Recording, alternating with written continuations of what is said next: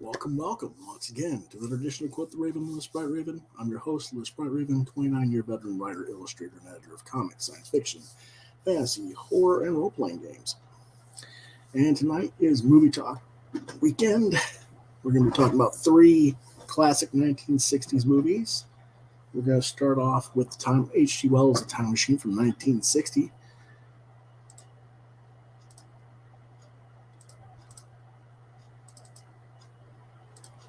Produced by George Powell, directed and produced by George Powell, written with a screenplay by David Duncan off the novel by H.G. Wells, starring Rod Taylor, Alan Young, Whit Bissell, Yvette Mignon, Sebastian Cabot, and Tom Helmore.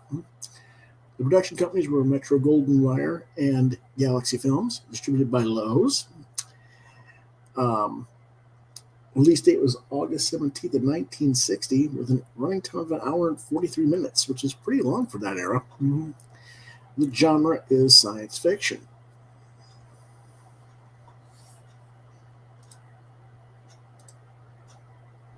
And what it's about, and this is the DVD cover, pretty similar but a little bit different. On January 5th, 1900, four friends arrive for a dinner at the London home of their friend George, but he is absent. He arrives suddenly, bedraggled and exhausted, and he tells what has happened to him at their earlier dinner on New Year's Eve. George says that time is the fourth dimension, and he shows David Philby, Dr. Philip Hillier, Anthony Bridewell, and Walter Kemp a small model time machine, and as one of them press a tiny lever on the model, the device disappears, but his friends are skeptical. George has a full-size time machine, however, which he has used to travel forward to September 13th, 1917. There he meets Philby's son, James, who tells him of Philby's death in a war. He then stops on June 19th, 1940, just before the Berlin Blitz, finding himself amidst a new war, which is the World War II, of course, after coming near the end of World War I in 1917. George then resumes his journey and stops on August 18th, 1966. People hurry into a fallout shelter amid the blare of air raid sirens. An elderly James Philby urges George to take cover. Moments later, a nuclear satellite detonates, causing a volcanic eruption. Whoops. And hold on a second. Something's missing here. Oh, no, it's there. Okay. my camera was blocking the stuff. George narrowly makes it back to his machine ahead of the approaching lava, which rises, cools, and hardens, trapping him inside his machine as he travels far into the future. Eventually, the lava wears away, revealing a lush, unspoiled landscape. George stops at October 12th, the year 802,701, near the base of a sphinx. He finds a group of delicate young men and women wearing simple clothing gathered at a screen. One woman carried off by the current screams for help, but her companions show no concern. So George rescues her. She says her name is Weena, and her people are the Alloy. They do not operate machines, work, or read, and they know little of history. One of them takes George to a library, but when he tries to read a book, it crumbles to dust. Outraged, he decides to leave. He's outraged because he can't believe that all the history of mankind has been basically allowed to just waste away. He decides to leave anyway, and he discovers his machine has been dragged into the closed sphinx. Weena follows, telling him that Morlocks, who only come out at night, are responsible for having taken his machine. Then a hideous Morlock jumps out and tries to drag her away, but is blinded by George's torch fire. The next day, Weena shows George dome structures that dot the landscape. These are air shafts that lead down to the Morlock's caverns. And as you can see, this is a picture of Rod Taylor's as George Wells at the machine. And this is one of those ugly-looking Morlocks. Mina takes him to an ancient museum where talking rings tell of a war in the distant past between East and West that lasted 326 years. And we worry about how long it's taken us years fighting the wars we've been fighting. Of course, technically, if you want to get nasty about it, we've been fighting wars constantly across this globe for almost as long as that. The atmosphere becomes so contaminated that it could no longer be safely breathed. Another ring describes humanity's struggle for survival. Many decided to move underground, while some returned to the surface. George realizes that this was the beginning of the speciation and separation of species that resulted in the Morlocks and the Eloi. He starts to climb down a shaft, but stops when sirens emerge and blare from the Sphinx. The Eloi, now in a trance-like state, head for the opened doors at the Sphinx's base. The sirens stop and the doors close, trapping Mina and the others inside. George enters the caverns and discovers that the Eloi are food for the Morlocks. He finds Mina and fights off the creatures, finally inspiring the Eloi to defend themselves. George sets fires and urges the Eloi to climb back to the surface. He directs them to gather tree branches and drop them down the shafts. The resulting fires cause caverns to collapse. The next morning, George finds the Sphinx's doors open. His time machine is inside. As he enters, the doors close and he's attacked in the dark by the Morlocks. But he still manages to escape in his machine. While seeing a Morlock's body rapidly decompose as it was gripping on outside the machine, he realizes that he's moving forward in time, so he reverses direction and returns to 1900. After George recounts his story, his friends remain skeptical. So he produces a flower that Mina gave him, and Philby, an amateur botanist, says it is of no known species. George bids his guests a good evening. Philby leaves, but returns only to find George and his time machine are gone. His housekeeper notes that nothing is missing except 3 books that she cannot identify. When the housekeeper wonders if George will ever return, Philby knowingly remarks that he has all the time in the world. Here's the little ring scene, and the girl showing him the rings, and he's like, and I'm just being MST3K smart aleck right now. That's a mighty fine ring, a little large though. And of course, in the future, they worship Walter and give him a weave. That Sphinx looks so much like Walter, the puppet. So I just thought I had to do that. That was just a cute remark. I don't know if you guys know what I mean by Walter. I can't think of the comedian's name. He's the ventriloquist who uses the puppets. He's got the old man Walter, and it's like that just looks like him so much to me.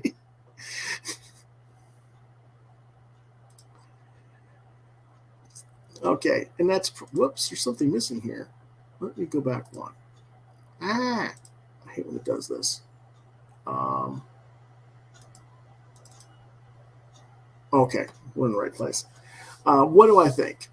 I've always enjoyed this version of the Time Machine over any other version, whether it be TV adaptations or the 2002 film remake. I think George Powell captures the essence of this story better than anyone else. Yes, there are funny things to look at, and I did poke at some of them here in some of my captions, though in all seriousness, they are great elements of the film, and there's nothing funny about them in terms of the context of the film. You really have to be a smartass and do MST3K to poke fun at them. When you consider this movie is over 60 years old now, it's surprising how well it holds up. Now, yes, there are quite a few continuity plot hole mistakes, and I could list some, like the volcanic eruption scene that moves way too fast, and some scenes where the Morlocks behave in contradictory manner to light and fire. And there are some science mistakes as well, though they do remain true to the novel, so modern viewers should be a little bit more lenient, I should think. In that respect, I guess. But it's rated G, recommended for ages 11 and up, and I give it 4 out of 5 stars. Now we move on to Robinson Crusoe on Mars from 1964. Directed by Byron Haskin, written by Ib Melchior and John C. Higgins, based off of the novel Robinson Crusoe by Daniel Defoe. Produced by Aubrey Shank, It stars Paul Manty, Victor London, Adam West, barely, and Barney the Woolly Monkey. Barney has more time than Adam West. Anyway, production company is Schneck Zabel. This should be Shank, not Shank. But anyway, Paramount Pictures is distributed. It was released on June 17th, 1964. It runs an hour and 50 minutes. It's a little bit long, in my opinion. The genre is science fiction. And what it's about. This is the theatrical poster, which you saw on the first page was the DVD cover. Commander Christopher Kit Draper, United States Navy, and Colonel Dan McCready, United States Air Force, reach the Red Planet in their spaceship Mars Gravity Probe 1. Pardon me. They are forced to use up the remaining fuel in order to avoid an imminent collision with a large orbiting meteoroid, and their ship becomes trapped in orbit around the planet. With no other options, they each ascend in their one-man lifeboat pods, becoming the first humans on Mars. Draper, having landed safely, eventually finds a rock-faced cave for shelter. He figures out how to obtain the rest of what he needs to survive. He burns some coal-like rocks for warmth and discovers that heating them also releases oxygen. This allows him to refill his air tanks with a hand pump and to move around in the thin Martian atmosphere. He also has some other things he finds that he can potentially survive, at least for a little while. Upon one of his excursions, he does find McCready's crash pod and, unfortunately, McCready's corpse as well. He also finds their monkey companion Mona alive at the crash site, which is kind of hard to believe because it's been at least a few weeks. And if the guy didn't survive, why would the monkey survive? Yeah, and it's a little bit confusing there. We'll get into that a little bit later on here. But later he notices that the monkey keeps disappearing and is uninterested in their dwindling supply of food and water. Which, okay, but the monkey still needs oxygen. But, no, anyway, or it doesn't. But anyway, he gives her a salty cracker, but no water. When Mona gets thirsty, he lets her out of the cave and follows her to another cave where he finds a pool of water in which edible plant sausages grow. As the days grow into months, Draper slowly begins to psychologically break from prolonged isolation, at one point imagining an alive but unspeaking McCready appearing in his cave. He also watches helplessly as his mothership, which he refers to as an inaccessible supermarket, periodically orbits overhead. Without the fuel, though, he can't get the ship to respond to his radio orders to land. There's Paul trying. He's basically recording for posterity in case they ever find his stuff and what's going on, of course. But I just call it Martian karaoke. And this is where Draper buries McCready. It's okay, Draper. I will rise as the Dark Knight, because this actually came out before Adam West became Batman. But anyway, while walking about, Draper does come across a dark rock slab standing almost upright. Curious, he digs in the ground around it and exposes a skeletal hand and arm wearing a black metallic bracelet. He uncovers the rest of the humanoid skeleton and determines that this alien was murdered. The front of the skull shows a hole, and the back shows heavy charring. Assuming if there's a threat nearby, he then chooses to hide his shelter. To hide his presence on Mars, he signals his low-opening mothership when it passes by to self-destruct on its next overhead pass as well. Not long after, Draper sees a spaceship descend and land just over the horizon, believing that it might be a rescue ship from Earth. Not sure why, but he does, since it doesn't look anything like any Earth ship going on. But I guess he's bewildered and hoping for the best. He heads towards the landing site the following morning, only to find alien spacecraft darting about in the sky, which is basically what he saw before, but that's beside the point. He approaches cautiously and sees human-looking slaves being used for mining by equally human-shaped captors wearing spacesuits, helmets, and bearing weapons. One of those slaves escapes, running into Draper. An alien spaceship blasts their area as the two escape. Draper then notices that the stranger is wearing bracelets, just like the one he found in the grave of the other skeleton. The aliens bombard the mine area that night and then depart. I'm joking around a little bit more. This is who he calls Friday, this new alien.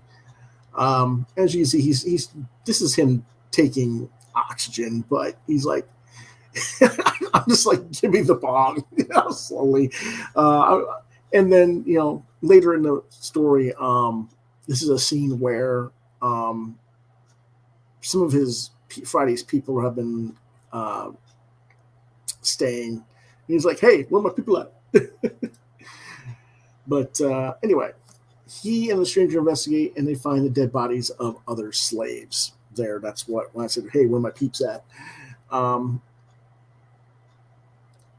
They save each other more than once. He names his new acquaintance Friday after the character in Robinson Crusoe and begins teaching him English. In return, Friday shares his air pills, which provide oxygen, and they gradually grow to trust and like each other. After a while, the alien spacecraft return, tracking Friday by his bracelets. Draper saws off one of the bracelets with a wire saw. They still can track him with one for some reason. I would think they need to be both, but they were able to do it with one more, just as long as there was one. When the aliens blast the castaway's hiding place, Draper, Friday, and Mona flee north via the underground Martian canals. They eventually surface near the polar ice cap. They're exhausted, they're freezing, they're nearly out of the air pills, and they decide to build a snow shelter, I guess, so they can have some place left to be buried. I don't know. That we'll die, but we'll be buried, and no one will know we're here. Anyway, Draper finally succeeds in cutting off Freddy's other bracelet shortly before a low-orbiting meteoroid crashes onto the ice cap, which results in an explosion and firestorm that melts the ice and snow, which saves them from freezing to death. And technically, if you've got water and water vapor, there's oxygen so you can breathe as well. Later, Draper detects an approaching spaceship. He fears it's the aliens, but then his portable radio picks up an English-speaking voice, and they realize that it's his rescue mission that came several months after, because it would take months to get from Earth back here, or back to Mars, rather. And so a rescue capsule descends, and then we assume that the three of them aboard it, and we see later Mars receding into the distance as the film credits scroll. And here's Adam West saying, yes, I know, citizens, it would have been better if I'd survived. What do I think? If I'm being honest, I got this film because I saw something on TV where it said it starred Adam West, inferring that he was the lead role. So I was admittedly disappointed when it turned out that he was just a tiny bit character in the movie.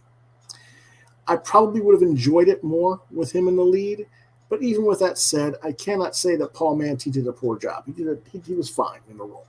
Victor London reminds me of a much more recent actor. Unfortunately, I can't think of the actor's name. I think it's Andrew Vosloo or something like that, but I just can't, I'm not really sure. The film is scientifically accurate for the time period in which it was made. Keep in mind, this came out a year before the Mariner 5 mission to Mars, where we learned that much of what we thought we knew about Mars at the time was completely wrong, which kind of killed the believability of this film. But given what we knew about things at the time, it was very scientifically accurate and very well written. I would like to see a remake of this movie today with today's science, but keep the oxygen pills. I love that idea. Overall, it does run a little bit long. They could have edited out some of the alien hunters once Friday's first bracelet was gone. There's a few other scenes that could have made the editing room floor, I think. But overall, a very solid and entertaining film. It's not rated. I would say go ahead and have it a G or a very light PG. Recommended for 11 and up. I give it 4 out of 5 stars.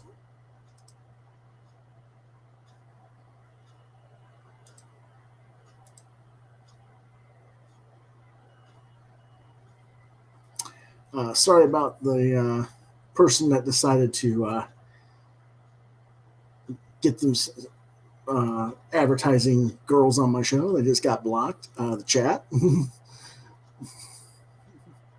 I don't need that going on.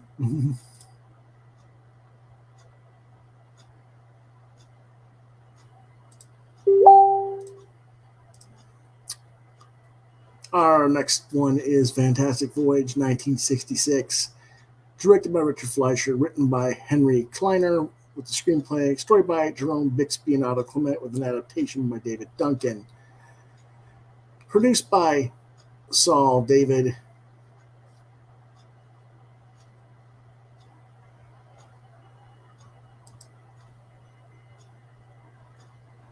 It stars Stephen Boyd, Raquel Welch, Edmund O'Brien, Donald Pleasance, Arthur O'Connell, William Redfield, and Arthur Kennedy.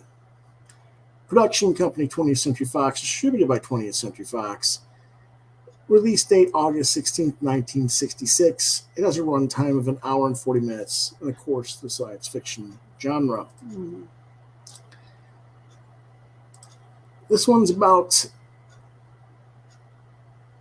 it's kind of like an espionage science fiction story. The United States and Soviet Union have both developed technology that can miniaturize matter by shrinking individual atoms, but it only lasts for 1 hour. Scientist Dr. Jan Benez, working behind the Iron Curtain, has figured out how to make this process work indefinitely. With the help of the American Intelligence Agency, including Agent Charles Grant, he escapes to the West, but an attempted assassination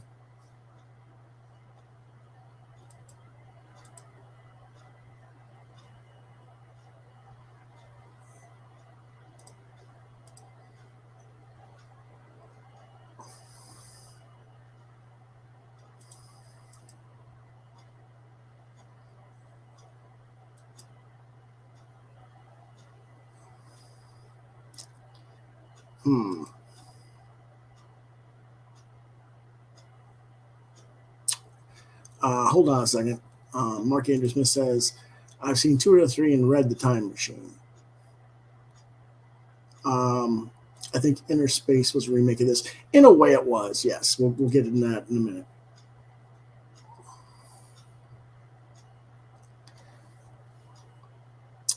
Anyway, sorry, just been getting distracted by somebody who's been trying to annoy me. How do I block fools like this? I'm going to have to find out. Anyway, an attempted assassination leaves him comatose with a blood clot in his brain that no surgery can remove from the outside. In order to save his life, Grant, Navy pilot Captain Bill Owens, medical chief and circulatory specialist Dr. Michaels, surgeon Dr. Peter Duval, and his assistant Cora Peterson are placed aboard a Navy ichthyology submarine at the Combined Miniature Deterrent Forces facility. This submarine, named Proteus, is then miniaturized to about the size of a microbe and injected into Benez's body. This team now has 60 minutes to get in and remove the clot and get back out. After this, the Proteus and its crew will begin reverting back to the normal size, become vulnerable to Benez's immune system, and kill Benez and probably themselves too as a result. I can only imagine that, if you're expanding inside something, either you're going to crush or you're going to make the person's body explode as you come out of it. Whole new thing of Alien. So it's one of the two. The crew faces many obstacles during this mission. An undetected arteriovenous fistula, that's a type of hold on a minute, I'm trying to think about it. It's a medical condition anyway. It forces them to detour through the heart, where cardiac arrest must be induced at best to reduce the turbulence that would be strong enough to destroy the ship and them. So they put them in the cardiac arrest and then bring them back from that. As the crew faces an unexplained loss of oxygen, then they have to go to the lungs and replenish their supply in the lungs. And Grant finds that the surgical laser that was needed to destroy the clot has been damaged.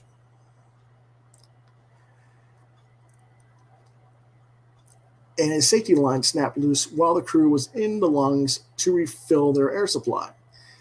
Grant then suspects a saboteur is on the mission with them.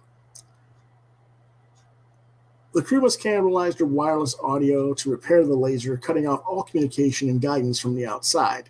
Because although the sub is nuclear powered, because the sub is nuclear powered, surgeons and technicians outside of his body are still able to track their move via a radioactive tracer. And General Alan Carter and Colonel Donald Reed, the officers in charge of the miniature defense force, are able to figure out what the crew strategies are as they make their way through the body. The crew is then forced to pass through the inner ear, requiring all outside personnel to make no noise so as to prevent destructive shocks, but also try to remove the reticular fibers clogging the sub's vents and make the ship's engines overheat. A fallen surgical tool causes the crew to be thrown out, and Cora is nearly killed by antibodies, but they are finally able to reboard the sub in time. By the time they reach the clot, the crew has only 6 minutes remaining to operate and then exit the body. Before the mission, Grant had been briefed that Duvall was a prime suspect for a potential surgical assassin, but as the mission progresses, he begins to suspect that it's actually Michaels. During the surgery, Dr. Michaels knocks out Owens and then takes control of Proteus while the rest of the crew is outside for the operation. As Duvall finishes removing the clot with the laser, Michael begins to crash the submarine into the same area of Bendis' brain in order to kill him. Grant then fires a laser at the ship, which causes it to veer away and crash elsewhere, which you would think would still kill him, but it doesn't. And then Michaels gets trapped in the wreckage with the controls pinning him to the seat, which attracts the attentions of the white blood cells. While Grant saves Owens from the Proteus, Michaels is killed when a white blood cell consumes the ship. The remaining crews quickly swim to one of Bendis' eyes and escape through a tear duct seconds before returning to normal size, and the Dr. Bendis survives. Now, what do I think about this? Well, for one thing, I mistakenly thought that this was a movie based off of a novel by Isaac Asimov. What really happened was that he wrote the novelization from the movie, written by Jerome Bixby, and then corrected some of the scientific characters that were in the story in the novel. The novel came out a few months before the movie did, however, so this is a common misconception that it was based on his work rather than the other way around. The story isn't bad. It's a little bit hokey at times. The movie is amazing in terms of special effects, though. The problem, like I said, the story is a little bit hokey, which might be why they're having issues making the remake right now. You'd think that James Cameron and Guillermo del Toro, of all people, could figure out how to do the effects and make the science right. But how do you make the story work in today's age when we don't really have the U.S. versus Russia Cold War stuff going on in the same token?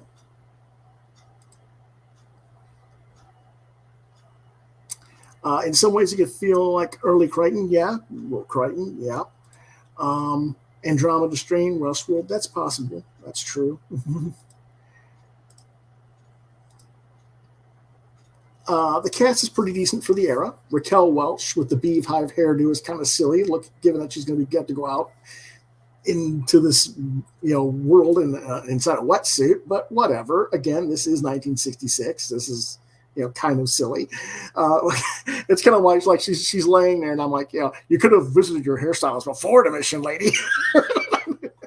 But this is the real treat to this film is the special effects. Just look at this. I mean, this is just, you literally could just redesign the ship for modern times and reuse the effects that you've got right here, and it would still look good today. It is one of the most influential science fiction films of the era. It didn't just influence science fiction films later on, such as Inner Space, which was Martin Short and, I can't think of the other actor's name, but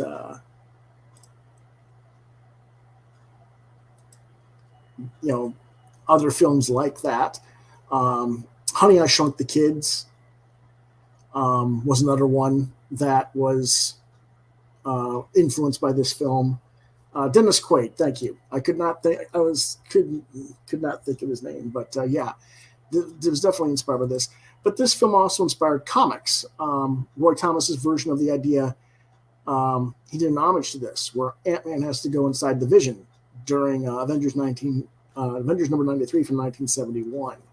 Which, if you haven't read that issue, you should probably seek out in trade reprint collection and compare. It's pretty wild. It's drawn by Neil Adams, and it's one of the best classic Avengers stories as well. All in all, this is an excellent film of its era. Holds up on many levels to this day. It is rated PG. It's another film I recommend for ages 11 and up. And give it 4 out of 5 stars. So we're pretty consistent this go around. 4 or 5 stars for all 3 films. And, there's minor things in each one of these films where the science isn't right. That maybe it should have been better done or more. But given the time and given how well crafted and well written the scripts were, you can tell that the writers were actually doing their job and doing a little of their science research when they were making these films, which is more than I can say for today's films, which I think is part of the reason why, like I said, they're having a hard time making that remake of Fantastic Voyage. And I think it's because they can't get the science to make sense, or something, or make a story make sense. I don't know. But you'd think with Cameron and Del Toro both attached to it that you'd get something fit, but who knows. So that's it for tonight. This week coming up, tomorrow, live draw, time to be announced. Monday will be decided. I have some appointments I have to attend to. My kitty has to go to the vet, so it depends on how long it takes, what I'll be doing on Monday. Tuesday will be comics reviews and crowdfunding reviews at 5 p.m. Wednesday will be live draw, time to be announced. Thursday will be What Did You Get This Week at 5 p.m. Eastern Standard Time. Friday will be determined. Saturday will be our weekend movie TV talk. Next week, I will be talking about the movie Counterpart. It's actually a TV series.